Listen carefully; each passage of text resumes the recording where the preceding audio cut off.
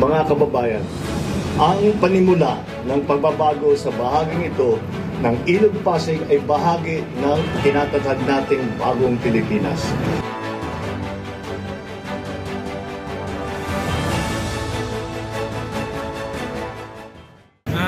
Ang nagustuhan ko namin, ang ganda ng ambience. Tapos, para kang nasa ibang bansa na rin.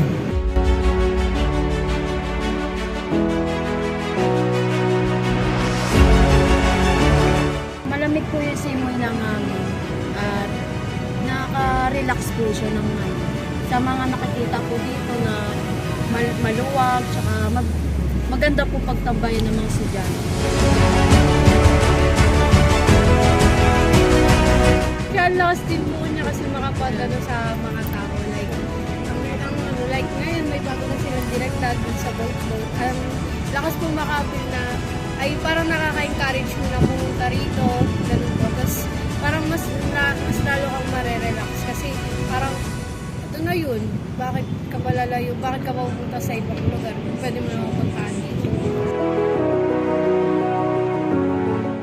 Sana mapanatili yung kalinisan, yun lang talaga kasi halos araw-araw ako nandito yun din naman ang napapansin ko.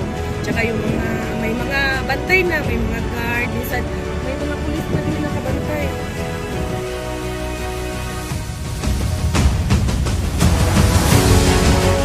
Araw-araw dito po kami tuwing hapon, dito po kami nagtitinda para po sa pamilya po namin.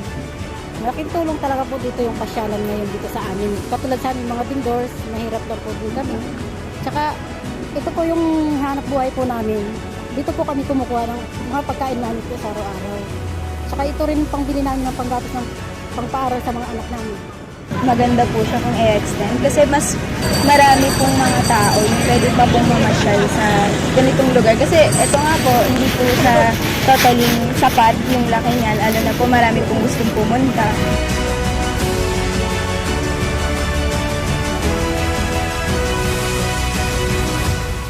Napakaganda po ang mga gustong gawin na ating presidente. Sana po suportahan natin.